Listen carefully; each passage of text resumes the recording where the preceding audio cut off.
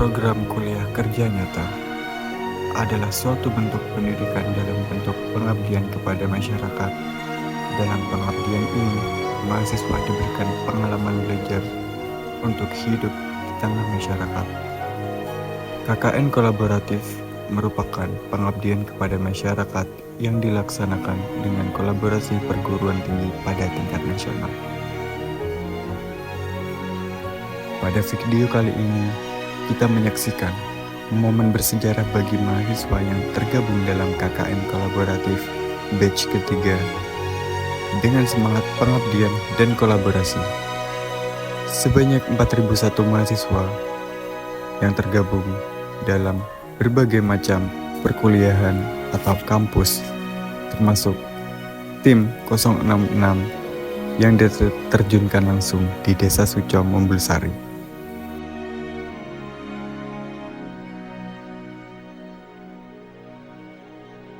Desa Suco yang terletak di tengah hamparan alam yang subur menjadi saksi bagaimana generasi muda berkontribusi dalam pembangunan masyarakat pedesaan.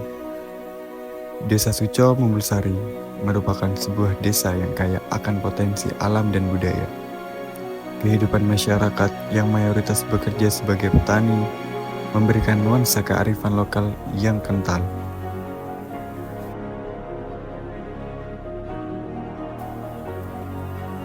Desa Suco, sebuah permata tersembunyi di Kecamatan Mumbulsari, Kabupaten Jember. Desa Suco memiliki 3 dusun, di antaranya yaitu Dusun Karangsiri, Kerajaan, dan Maniku. Pusat pemerintahan Desa Suco berada di Dusun Karangsiri. Kerukunan warga yang harmonis menjaga keamanan dan ketentraman Desa Suco. Desa Suco yang mempunyai tagline Lakona Lakoni, Tetanggana Tolongi, yang artinya pekerjaan dikerjain, tetangganya dibantuin. Menginspirasi kita bahwa kita hidup dalam lingkungan sosial yang tidak pernah lepas dari orang lain. Karena kehidupan itu harus saling membantu sesama manusia. Siapapun kita, dimanapun kita, pasti saling membutuhkan. Sebaik-baiknya manusia adalah bermanfaat bagi orang lain.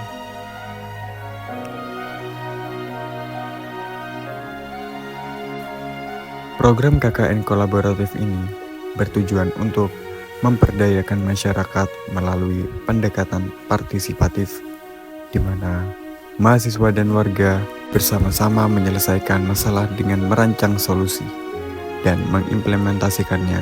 Dengan pendekatan ini diharapkan terjadi transfer pengetahuan dan keterampilan yang dapat memperkuat kapasitas lokal dalam menghadapi tantangan yang ada. Pertanian adalah tulang punggung perekonomian di desa ini. Berbagai komoditas seperti kopi, pepaya, edamame, pisang, dan sayuran tumbuh subur di tanah Suco. Selain itu, banyak masyarakat yang menjadi peternak domba. Desa Suco juga berkomitmen terhadap pendidikan kesehatan warganya. Dengan adanya sekolah dasar dan puskesmas, anak-anak dan warga desa mendapatkan akses pendidikan dan layanan kesehatan yang memadai. Keindahan alam dan kekayaan budaya Desa Suco juga menjadi daya tarik wisata. Desa Suco memiliki produk unggulan berupa sanggar batik, industri pakan alternatif, dan lain-lain. Desa Suco bukan hanya sekedar tempat, tetapi juga rumah bagi mereka yang mencari kedamaian dan harmoni dengan alam. Mari bersama-sama menjaga dan mengembangkan Desa Suco agar tetap menjadi desa yang mandiri, sejahtera, dan berbudaya. Ketahanan pangan merupakan terpenuhinya pangan yang cukup bagi negara maupun perseorangan. Tujuan ketahanan pangan di Desa Suco adalah meningkatkan ketersediaan pangan baik dari hasil produksi masyarakat desa maupun dari lumbung pangan desa. Meningkatkan keterjangkauan pangan bagi warga masyarakat desa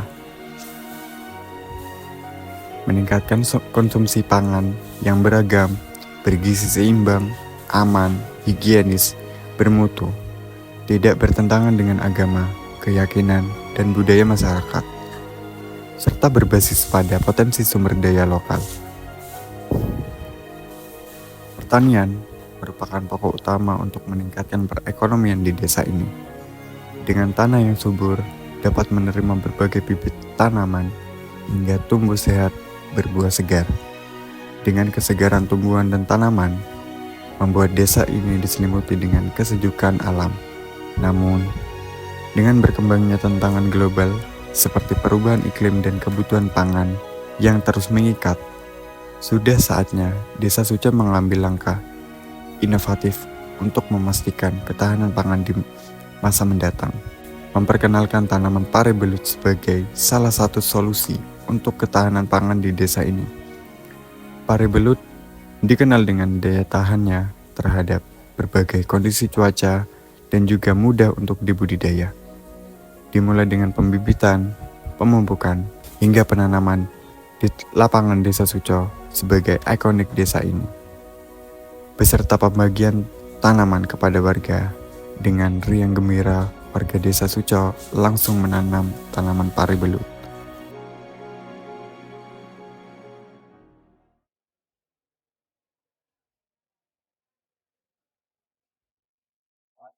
Jadi sebetulnya untuk masyarakat itu lebih menguntungkan, karena dengan adanya pare belut ini di samping bisa dikembangkan dengan semua masyarakat yang ada, yang buktinya sudah berbuat seperti ini, ya di samping belanja itu tidak harus beli sayur karena sudah punya, jadi langsung bisa memproses ambil dari lahan dari tanaman itu sendiri.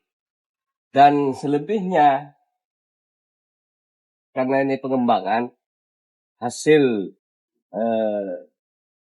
program ketahanan pangan yang jadi programnya jenengan terkait ketahanan pangan, jadi masyarakat bisa memanfaatkan kelebihannya dari pare belut ini, selebihnya bisa dijual ke pasaran, bisa dijual.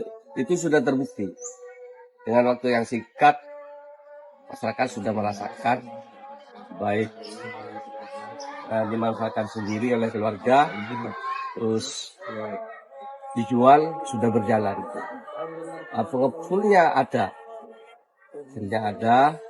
jadi satu pintu pengepulnya itu dibawa ke pasar selebihnya. Kalau masih cukup untuk dikonsumsi sendiri oleh pihak keluarga, sebagian juga seperti itu. Ya. Dampaknya kalau menurut saya itu ada beberapa hal yang dapat menjadi manfaat ya.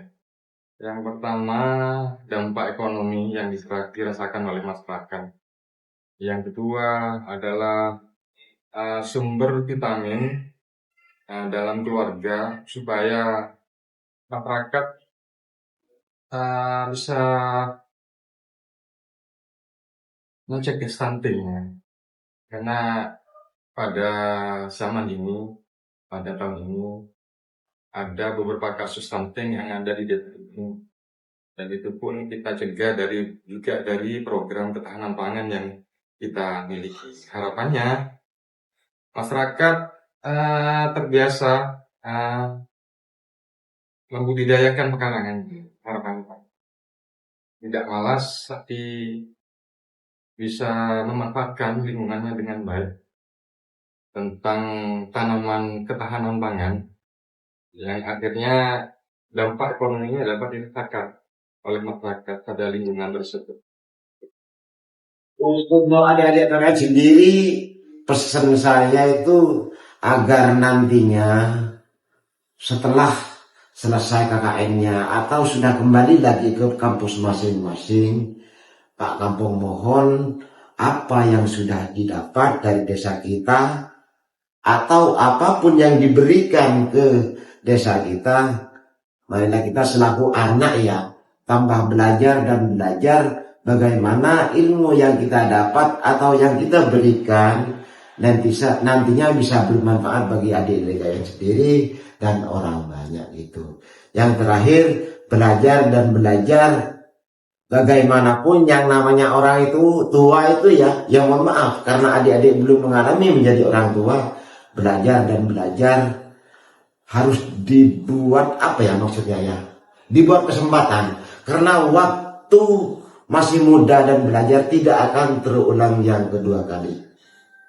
Untuk pesan saya dengan adanya adik-adik kakak di sini, saya sangat berterima kasih sekali dengan adanya pemberian ilmu entah dari segala bidang pun apa yang menjadi pokok tujuan, karena ini kan bidangnya nggak ada yang sama, berkolaborasi dan apa yang diambil jurusannya kan saya kira tidak ada yang sama. Mudah-mudahan bisa bermanfaat khususnya bagi masyarakat Suco gitu.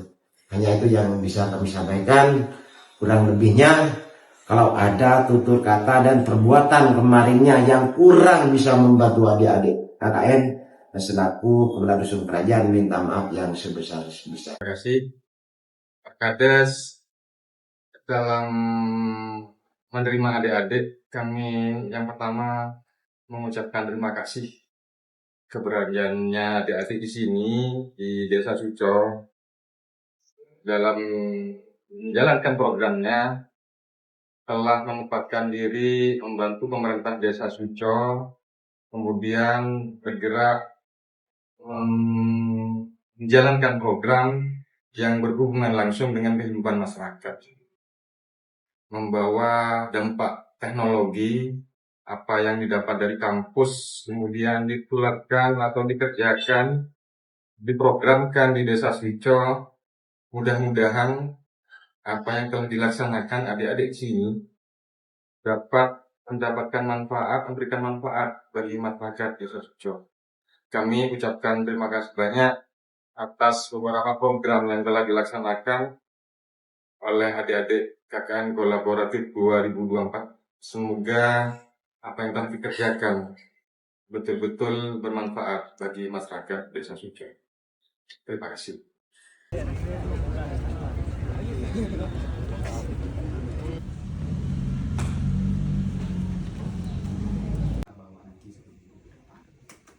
Karena memang masukan dari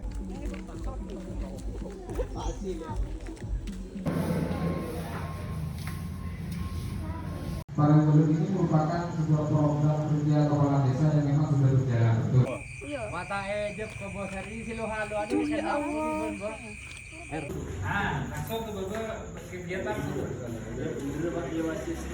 Kan umur kan terbatas juga cuma dengan pandemi kan.